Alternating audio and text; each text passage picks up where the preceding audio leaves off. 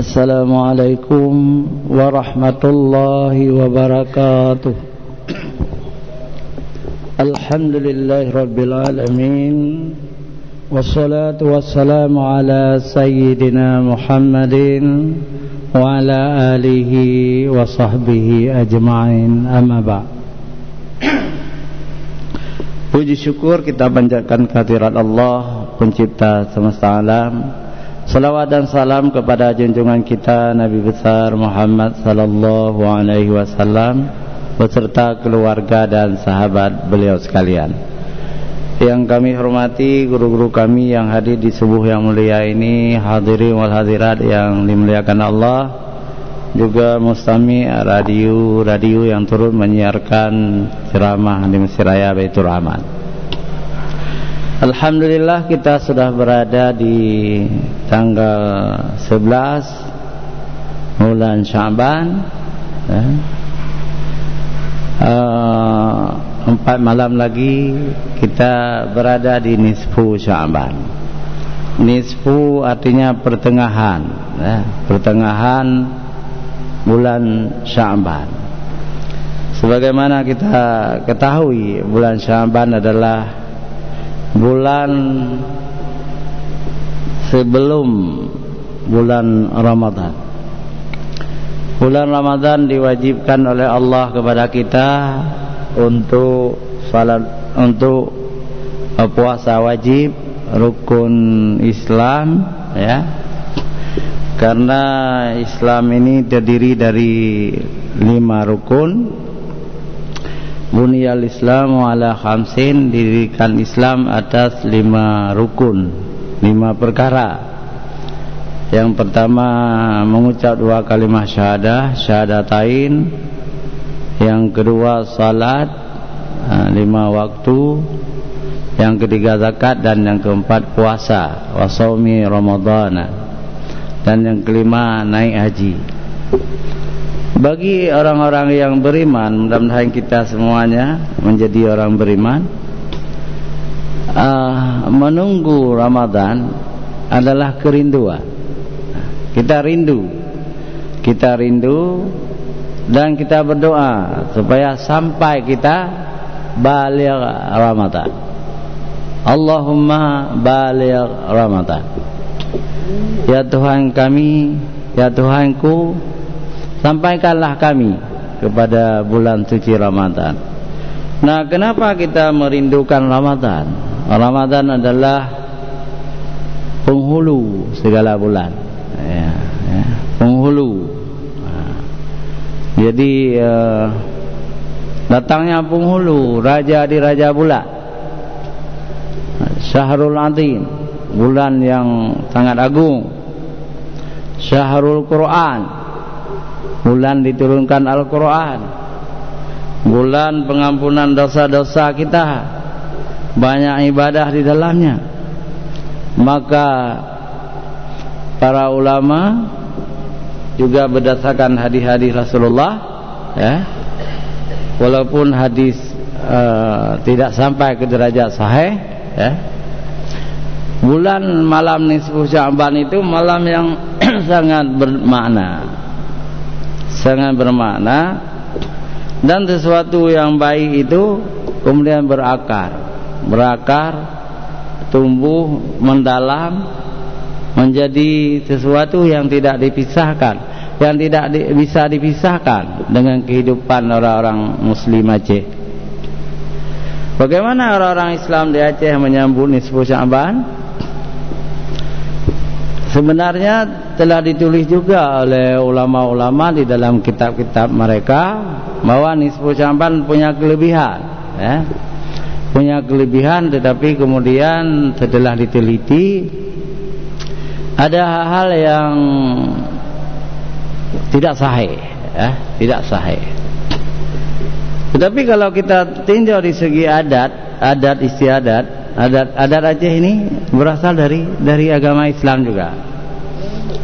Kalau kita tinjau di segi adat istiadat itu bagus, walaupun tidak didukung oleh syariat atau dalil yang kuat. Contoh apa? Yang pertama, ini di kampung-kampung. Kalau saya anak kampung, hidup di kampung dan merasakan tuh.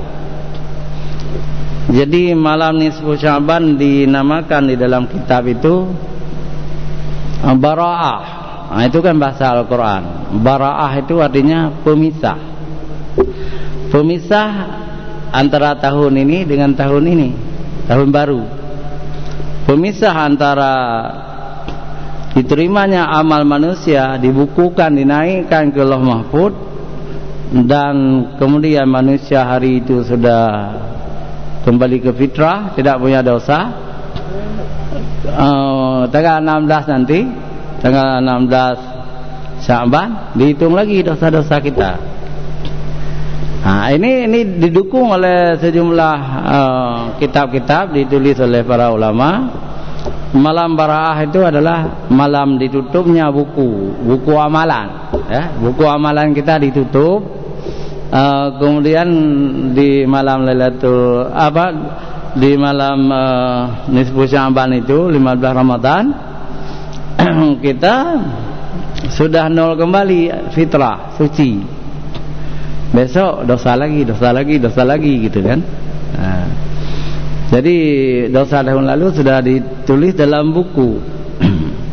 Tetapi dalil ini dikatakan lemah oleh ahli hadis, ya. Itu bukan malam Bara'ah, bukan malam nisfu Sya'ban. Pergantian amal saleh kita, buku kita, itu malam Lailatul Qadar. Malam Lailatul Qadar. Lailatul Qadar itu kapan? Lailatul Qadar bulan Ramadan. Meski perbedaan pendapat ulama dalam masyarakat Aceh, malam Bara'ah itu atau bahasa Acehnya Buruat, malam Buruat itu diyakini, apalagi pernah ditulis di dalam kitab-kitab ulama besar, seperti dalam kitab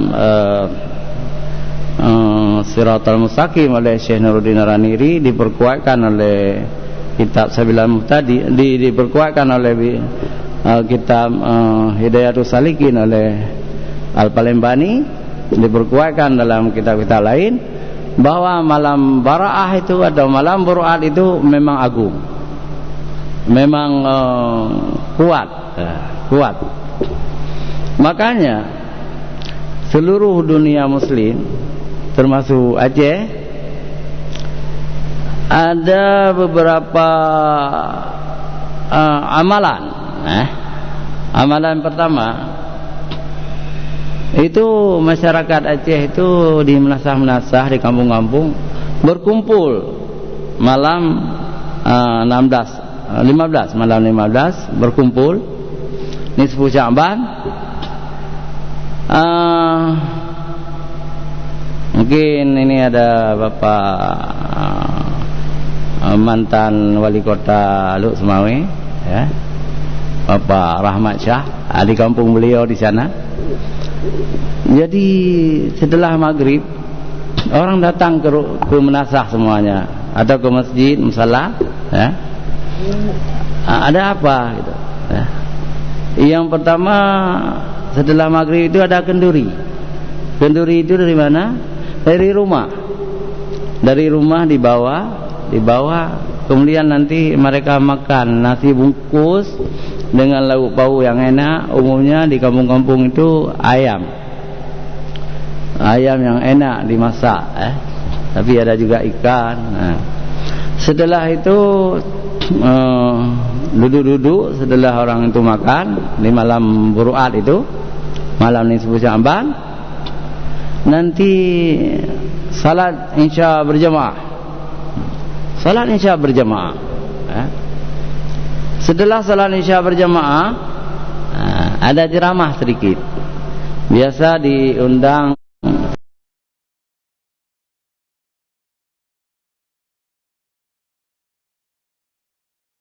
ini, temanya tentang menyambut Ramadan, kelebihan-kelebihan bulan Ramadan.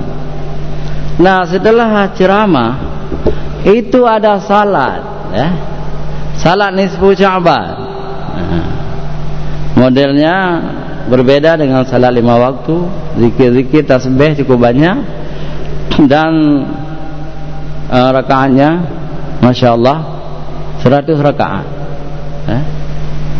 Mungkin bapak-bapak pernah juga melakukannya. Kalau saya dulu di kampung Lun di Buluh Blangara. Jadi saya merasakan kehidupan tradisional dan kehidupan modern ini, ya. Jadi salat 100 rakaat, salat tasbih, salat nisfu Sya'ban digabung. Nah, ternyata setelah kita teliti, ini hadisnya hadis sangat lemah.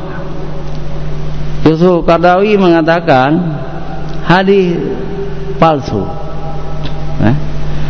Kemudian As-Sayuti ahli hadis juga mengatakan ini hadis sangat dhaif. Kemudian saya dalami ilmu, saya pelajari dari Tengku Syukri Daud yang ceramah dengan Siraya, Tengku Syukri Daud Batoh, ya.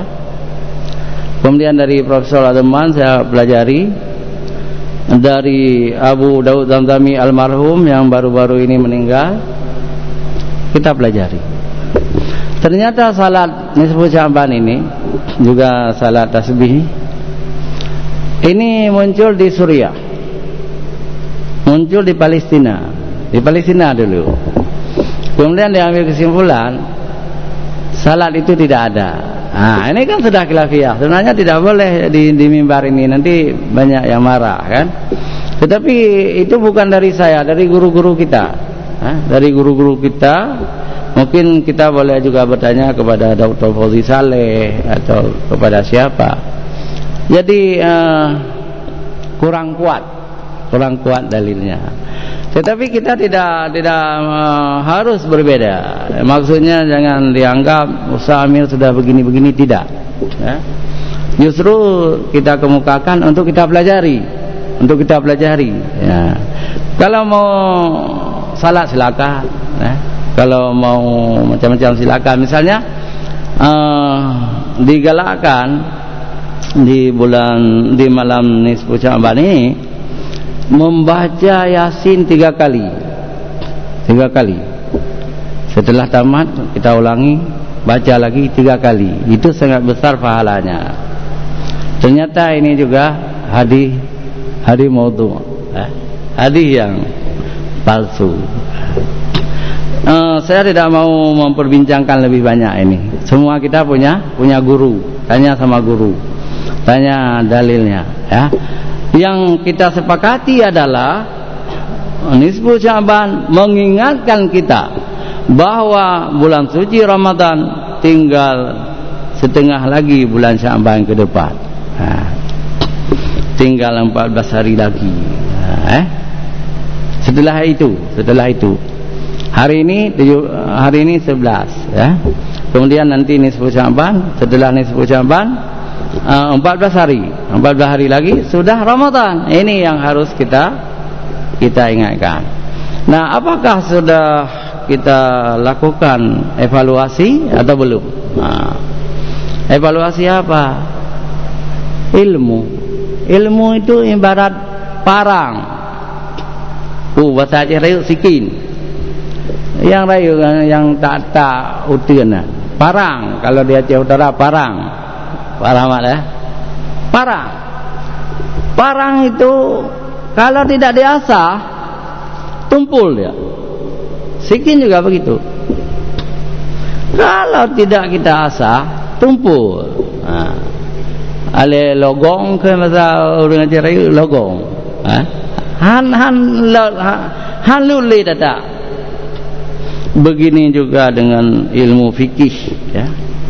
Ilmu fikih ini muyohana tak ulang-ulang bangai dia. Bangai dia. Jadi maka katanya orang Islam wajib kita mendalami kembali ilmu fikih ini. Bagi orang yang ingin taat, bagi orang yang ingin salatnya khusyuk, bagi orang yang ingin akhlaknya baik. Sebenarnya banyak ilmu yang harus kita pelajari kembali, kita dalami kembali. Kalau menurut saya yang paling penting ya, tauhid juga. Tauhid. Bagaimana tauhid itu? Banyak orang setengah hati bertauhid itu. Masih ada yang menyembah-nyembah alam. Yang disuruh sembah itu Allah. Iyyaka na'budu wa iyyaka nasta'in. Kepadamu ya Allah kami minta, kami sembah, dan kepadamu ya Allah kami minta tolong. Banyak sekali orang-orang itu, walaupun dia orang Islam, ada yang menyembah komputer, ada yang menyembah atasannya, ada yang menyembah syaitan, percaya kepada dukun-dukun dengan ramalan-ramalan yang tidak jelas. Ada ramalan-ramalan yang dikarang, dikatakan, dijual. Ini ramalan Syekh Kuala, kiamat sudah. Rasulullah saja tidak tahu kapan itu kiamat. Malaikat Jibril juga tidak tahu. Kok yang tidak jelas sudah tahu kiamat? Jadi kita disesatkan oleh orang-orang bodoh. Rasulullah tidak tahu. Suatu hari Jibril menyerupai dirinya sebagai laki-laki, masuk ke Masjid Nabawi, duduk dan menyandarkan lututnya kepada Rasulullah. Lalu semua sahabat itu sudah tercengang. Lelaki ganteng sekali, rambutnya panjang, ikal, ganteng sekali, malaikat. Ya Rasulullah, akhbirni anil Islam, iman dan ihsan. Jadi Rasulullah mengajarkan semuanya. Tetapi Jibril bertanya kembali tentang kiamat. Kata Rasulullah, yang bertanya lebih tahu yang ditanya. Artinya Rasulullah tidak tahu kapan kiamat. Jibril pun tidak tahu. Yang tahu Allah Subhanahu wa taala. Tetapi Rasulullah menyebutkan dalam hadis sahih tanda-tanda kiamat. Dalam hadis sahih riwayat Bukhari, Muslim. Tetapi ramalan-ramalan dari Syekh Kuala sangat jauh dengan hadis sahih. Tidak mungkin Syekh Abdul Rauf As-Singkili, Syekh Kuala, ulama besar, bodoh seperti dalam lagu-lagu itu. Tidak mungkin. Yang betul lagu-lagu itu adalah ciptaan orang-orang bodoh. Sudah begini, sudah begitu, tambahan-tambahan. Yang dari hadis sahih musabah dah tamam. Hana tamam. Itu harus hati-hati dengan syair-syair. Karena yang bersyair ini mohon maaf ya, tidak mau mendalami ilmu. Tulis aja lagi orang karang lagu pegai pun galak bertentangan dengan Al-Quran, bertentangan dengan hadis Nabi. Itu sangat berbahaya. Kemudian dinamakan lagi ini ramalan Syekh Kuala, ini ramalan Abu Danawabe. Abu Danawabe, Syekh Abdul Wahab Al-Baghdadi, itu ulama sangat besar. Al-Baghdadi, Al-Fayrusi. Tidak mungkin bodoh seperti itu menciptakan syair-syair yang bertentangan dengan hadis sahih. Jadi jangan cepat-cepat menelan syair-syair itu. Siapa pengarangnya? Kalau mau karang kayak karang aja, tulis nama oleh sipulan-sipulan. Jangan menjual nama ulama, apalagi ulama besar sudah meninggal dunia. Jangan jual nama Abu Danawabe, jangan jual Syekh Abdul Rauf Syekh Kuala. Pegang laju saya nak gelarang, silakan. Fotokopi jual, silakan. Tetapi jangan jual nama ulama.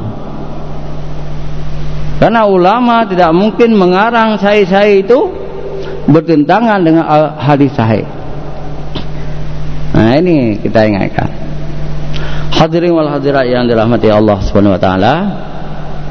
Insyaallah kita semua ini akan mempersiapkan diri, kita asah ilmu kita tentang tauhid, tentang fikih, tentang akhlak, semua kita asah kembali. Kejarlah waktu ini 14 hari atau 17 hari ke depan, kita belajar terus, dan begitu kita masuk Ramadan, kita sudah punya ilmu yang kuat, sudah punya ilmu yang sahih, ibadah kita lebih khusyuk, lebih yakin. Di Masjid Raya sangat banyak guru-guru kita, di daerah-daerah sangat banyak guru kita, di balai-balai sangat banyak guru kita. Bagi orang yang awam harus, wajib, ya, bukan harus, wajib menuntut ilmu. Jadi ilmu itu wajib dituntut. Kata ulama, orang yang tidak punya guru untuk mensahihkan ilmunya itu, gurunya setan. Setan guru dayang bengun, setan mengajak kita ke jalan yang sesat. Ini sangat banyak sekarang ini setan menipu manusia. Lahirlah bid'ah baru dalam masyarakat yang sangat kuat. Ini harus kita tolak. Kita beragama dengan dalil, dengan Al-Quran, dengan hadis yang sahih, dengan ijma' ulama, dengan qiyas. Ini masih dibolehkan dalam mazhab Syafi'i, ya. Kita ini mazhab Syafi'i. Yang tidak boleh kita dengar adalah cerita-cerita Israiliyat, cerita-cerita dari Yahudi. Israiliyat itu dari Yahudi, tapi Israiliyat juga dari Nasrani. Jadi Nasrani dengan Yahudi di Sabah kampung banyak, Palestina, jadi Yahudi. Kemudian Israiliyat juga dimasukkan Majusi. Yang mana Majusi itu? Agama Zoroaster. Majusi itu adalah agama orang Iran sebelum masuk Islam. Mereka itu orang Majusi, menyembah api. Sekarang masuk juga ke dalam agama Islam. Nilai-nilai Majusi, buang, enggak usah. Yang keempat, karena tetangga semua, tetangga Arab, lihat sebelah baratnya, di situ Israel, Yahudi dan Nasrani. Nah, di sebelah barat Mekah. Nah, kemudian di sebelah timur itulah Majusi, Iran. Sekarang Iran, Irak, itu Majusi, orang menyembah api. Tetapi juga di sebelah timur sedikit lagi adalah Hindu, India. Paham-paham India juga masuk. Jadi paham Yahudi, Nasrani, paham Majusi, paham India, Hindu masuk dalam masyarakat Islam. Akhirnya timbul berbagai macam bid'ah, khurafat, tahyul. Tetapi kalau kita ikuti ulama, ulama akan membantu kita untuk tidak terjebak dengan Israiliyat, tidak terjebak dengan Yahudi, Nasrani, tidak terjebak dengan Hindu, tidak terjebak dengan Majusi. Tinggallah Islam yang murni, Islam Ahlussunnah wal Jamaah, didukung oleh 4 mazhab besar: Imam Hanafi, Imam Maliki, Imam Syafi'i, Imam Hambali. Dan akidah kita rujuk kepada Abu Hasan Al-Asy'ari dan Abu Mansur Al-Maturidi. Semua ulama-ulama besar di Aceh seperti itu, ya. Sejak Syekh Nuruddin Al-Aniri, ya, Abdul Ra'uf Hasingkili, ya, sampai kepada Abu Ya Mdawali, Abu Ya Krungkali, Abu Krungkali, sampai sekarang Ya, sampai sekarang kita berada di jalur yang benar. Nah, yang paling bahaya juga masuk Aceh sekarang adalah yang sudah disesatkan oleh Ahlussunnah wal Jamaah. Apa itu? Yang pertama Syiah. Itu sangat berbahaya. Maaf kepada yang Syiah, karena ada yang Syiah. Nah, tapi saya katakan Syiah itu tidak benar.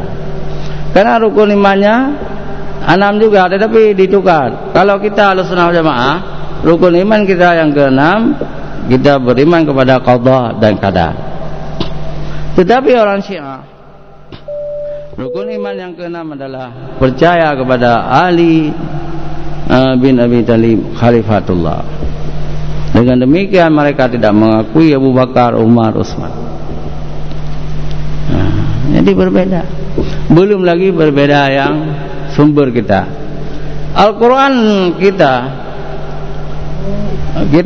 di Aceh ini atau di Indonesia ini, di seluruh dunia Islam, menggunakan Al-Quran Mashaf Utsmani. Utsmani ini bukan Utsmani Turki. Yang disebut Mashaf Utsmani adalah kitab suci Al-Quran yang disusun di zaman Khalifah Utsman bin Affan. Ini yang kita gunakan. Orang di Iran juga, orang di Irak, orang-orang Syiah juga itu yang digunakan, Mashaf Utsmani. Saya punya 2 di rumah. Yang pertama hadiah Profesor Ali Hashimi dulu waktu beliau pulang dari Teheran. Yang kedua saya dibawa pulang juga Al-Quran Iran oleh M. Syukur, mahasiswa S3 di Qum, Iran. Dulu teman saya dulu Lumajang Siraya. Sekarang di Iran. Tidak mau pulang-pulang lagi dia. Sudah dapat kerja di sana. Tapi masih warga negara Indonesia. Jadi ada 2 kitab suci, saya pelajari semuanya. Tidak beda antara Al-Quran Indonesia dengan Al-Quran Iran, tidak beda. Rupanya bedanya di mana? Di catatan kaki. Kalau bapak-bapak lihat Al-Quran terjemahan, ya, catatan kaki kita ada tuh. Ya. Semua berbeda dengan catatan kaki, ya, Al-Quran Syiah. Saya tidak tahu bahasa Iran itu. Tetapi di kampus ada seseorang teman saya, dosen Syiah, ya, yang mampu bahasa Persia. Saya bawa ke beliau. Nah, dibaca. Oh, berbeda semuanya. Makanya walaupun Al-Qur'annya sama, tetapi catatan kakinya berbeda. Contoh. Nah, di dalam Al-Quran kita, Al-Baqarah itu adalah seekor lembu betina yang diperintahkan oleh Allah kepada Nabi Musa supaya Bani Israel menyembelih seekor lembu betina untuk mengungkapkan ada pembunuhan yang tersembunyi. Setelah lembu betina itu disembelih, lalu diambil ekornya, dicambuk sekali kepada mayat itu hidup kembali. Siapa yang membunuhmu? Yang membunuhku adalah kemenakanku, karena kemenakanku ingin menguasai harta. Lalu Nabi Musa juga menghukum mati kemenakannya itu. Itu menurut kita. Maka dikatakan disebut surat itu adalah surah Al-Baqarah, lembu betina. Tetapi di dalam agama Syiah, di dalam Syiah, Al-Baqarah itu juga bermakna lembu betina. Tetapi lembu betinanya adalah Siti Aisyah, istri Rasulullah. Menurut mereka, Siti Aisyah itu musuh Siti Fatimah. Siapa yang menyakiti Siti Fatimah adalah kafir. Maka Siti Aisyah itu kafir menurut orang Syiah. Na'udzubillah min zalik. Padahal Siti Aisyah itu kekasih Rasulullah yang paling Rasulullah cintai. Pernah ditanya, bagaimana ya Rasulullah cintamu kepada Aisyah dibandingkan dengan istri-istri yang lain? Rasulullah menjawab, Aisyah bagiku seperti sarit. Apa itu sarit? Roti yang paling enak. Roti yang paling enak dibuat oleh orang-orang Arab. Mungkin bahasa Aceh halwa, paling enak mungkin ya. Atau roti lain di Aceh. Kemudian Aisyah itu dijamin masuk surga, ayahnya dijamin masuk surga, kakeknya bukan kakek ya. Ayah Aisyah Abu Bakar masuk surga, ya, istri Abu Bakar Ummi Ruman masuk surga, dijamin oleh Rasulullah. Kakak Aisyah dijamin masuk surga, kakaknya Asma binti Abu Bakar dijamin masuk surga oleh Rasulullah. Abdurrahman bin Abu Bakar dijamin masuk surga oleh Rasulullah. Apalagi Aisyah kekasih Rasulullah. Tapi bagi Syiah Imamiyah dan Syiah Ullah yang ada di Iran sekarang, yang ada di Pakistan, yang ada di Jakarta, mengkafirkan Aisyah. Bagaimana kita berpedoman kepada kitab Al-Quran catatan kaki Syiah? Enggak boleh. Jibti wa taghut dalam Al-Quran. Jibti itu setan menurut kita, taghut juga setan. Tetapi menurut catatan kaki dalam kitab suci Al-Quran Syiah, ada di rumah saya, ya. Jibti itu Abu Bakar. Abu Bakar Siddiq yang sudah dijamin masuk surga, sangat dekat dengan Rasulullah. Kata Rasulullah, ya, seandainya harus ada seorang sahabatku, Abu Bakar lah sahabatku itu. Itu Jibti, syaitan besar menurut Syiah. Yang paling sedih lagi, taghut. Siapa itu taghut? Taghut menurut kita Ahlussunnah wal Jamaah itu adalah syaitan juga, tirani, seperti Fir'aun, seperti Abu Lahab, Abu Jahal, itu taghut, ya. Kemudian menjadi bahasa Indonesia tirani, tiran, pemimpin yang kejam, ya. Jadi mereka namakan Umar bin Khattab itu taghut. Nah, semua sahabat Nabi sudah dikafirkan oleh orang-orang Syiah itu. Maka hadirin wal hadirat yang dirahmati Allah, ini perlu kita pelajari supaya kita tidak cepat-cepat jatuh cinta. Kenapa kita begitu kuat jatuh cinta kepada Syiah? Karena Syiah itu mengusung Ahlul Bait. Mereka menjadikan Ahlul Bait itu imam-imam suci, ya. Memang imam-imam Syiah itu penghuni surga. Penghuni surga. Yang pertama imam mereka itu Ali bin Abi Thalib, kan asal surga Ali. Yang kedua Sayyidina Hasan, asal surga Aziz. Yang kelima Sayyidina Husain. Yang keempat Ali Zainul Abidin. Yang kelima Ja'far Shadiq. Yang keenam Musa Al-Kazim, dan seterusnya sampai Imam Mahdi yang terakhir kata mereka. Tetapi menurut kita Ahlussunnah wal Jamaah, semua imam Syiah itu bukanlah Syiah, tetapi imam Syiah itu adalah penghuni surga, pengikut Rasulullah sallallahu alaihi wasallam, mukmin sejati, ya. Tapi bagi orang Syiah, mereka itu imam-imam mereka itu bukan Ahlussunnah wal Jamaah, bukan pengikut kita, justru menurut mereka pengikut mereka. Wallahu a'lam. Seperti Nabi Isa. Nabi Isa bagi kita adalah seorang nabi, penghuni surga. Penghuni surga. Sahabat Nabi Muhammad. Sahabat apa? Nanti di surga. Nanti juga akan turun Nabi Isa membawa agama Islam.